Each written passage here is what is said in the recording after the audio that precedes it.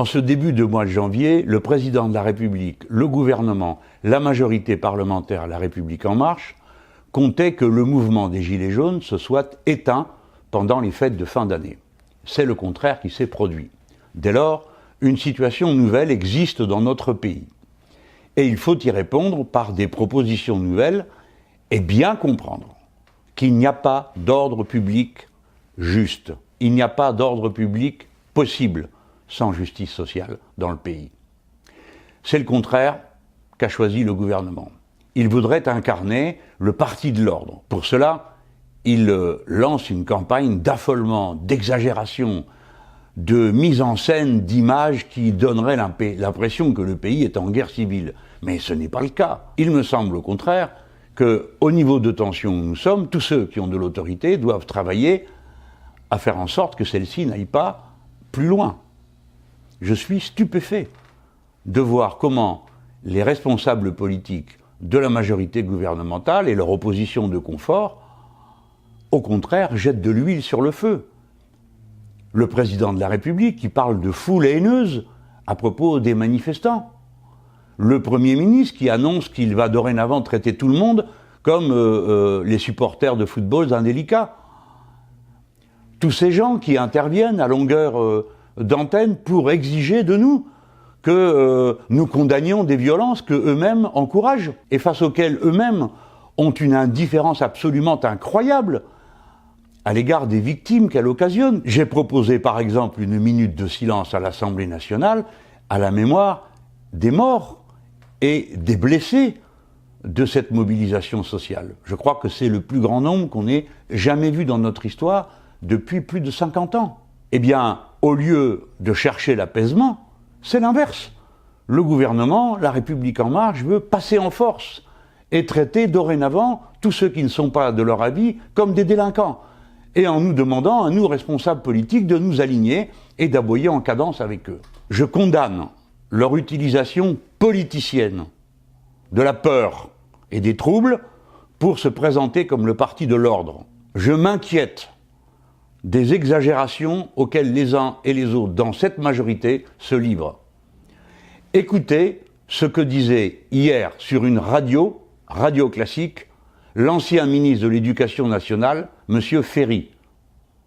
Écoutez, et vous verrez à quels excès ces gens sont capables d'aller. Écoutez, franchement, quand on voit des types qui tabassent à coups de pied un malheureux policier qui est par terre, mais enfin, voilà, qui se servent de leurs armes une bonne fois, écoutez, ça suffit. Voilà, il y a un moment où ces espèces de nervis, ces espèces de salopards d'extrême droite ou d'extrême gauche ou des quartiers qui viennent taper du policier, ça suffit. Quartier, il y a peu. Voilà. Quartier, il y a très peu. Il y a eu beaucoup. C'est moins aujourd'hui, mais il y a eu beaucoup. Après les manifestations, il y avait des bandes des quartiers qui venaient se servir au début. Oui, vous avez raison, mais il y a eu. Plus maintenant. Voilà. En tout cas, cette violence-là, je rejoins Darmanin, elle est insupportable et je pense qu'on a une armée. On a, je crois, la 4e armée du monde, elle est capable de mettre fin à ces saloperies. Il faut dire les choses comme elles sont. Avez-vous entendu quelqu'un de la majorité parlementaire, au gouvernement ou à La République En Marche condamner de tels propos? Il m'inquiète au plus haut point. C'est pourquoi je m'adresse à vous en vous demandant d'exercer la plus grande vigilance possible dans les prochaines mobilisations nécessaires et légitimes que les Gilets jaunes ont décidé de mener. Faites en sorte qu'on ne puisse tirer parti d'une escalade, d'une surenchère. Ne laissez pas ces violents qui sont au gouvernement manipuler l'opinion et surtout vous-même en vous poussant à aller là où je sais que vous ne voulez pas aller, dans la violence. J'ai toujours été hostile aux stratégies de violence dans les mobilisations sociales. Je l'ai écrit, dit, répété sur tous les tons. Si je vous en reparle aujourd'hui, c'est parce que ce que je vois m'inquiète. Ce que je vois, c'est la détermination d'un pouvoir irresponsable à aller au bout, de plus en plus loin, dans une conflictualité avec le peuple français. Personne n'aime la violence. Personne n'aime la violence. Sauf ceux qui comptent en tirer parti. C'est pourquoi je renouvelle ma proposition que dans les prochaines mobilisations, on ait des casques blancs, c'est-à-dire des personnes respectées, tranquilles, qui soient là et dont la présence, en quelque sorte, fasse baisser les tensions. Je crois que personne n'a intérêt à ce que ce plan du soi-disant parti de l'ordre puisse aboutir. Nous n'avons aucun intérêt à faire croire que la violence serait du côté du peuple. Je demande aussi à ceux qui m'écoutent de bien réfléchir. L'usage qui est fait des forces de police ne dépend pas des policiers eux-mêmes. Ils obéissent à des ordres et à des consignes qui leur sont données. Il peut arriver, comme ça arrive dans nos rangs, qu'ici ou là, quelqu'un perde son sang-froid. Évidemment, la situation n'est pas la même quand celui qui perd son sang-froid est armé d'un flashball ou quand il n'a que ses poings nus. Mais ayons le sens des responsabilités et la capacité de ne pas confondre tout. Il faut impérativement que cesse cet usage qui est fait de la police dans des conditions aussi violentes. Les tirs de flashball, les blessés, les éborgnés, les mains arrachées, tout ça c'est trop. Il faut maintenant donc que nous réunissions nous-mêmes, ceux qui sont dans cette action de mobilisation sociale, les moyens de faire baisser la température. Non pas en faisant baisser la mobilisation, certainement pas, au contraire. C'est en l'élargissant, en étant toujours plus nombreux, en y venant de plus en plus largement en famille, que l'on réussira à la fois à augmenter la pression sur ce pouvoir irresponsable et à faire baisser la tension. Voilà ce que je crois nécessaire de dire à ce moment, parce que les propos de M. Ferry m'ont fait peur.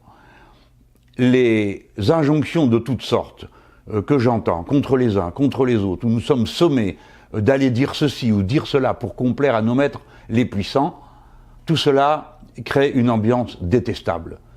Le pays est en impasse politique.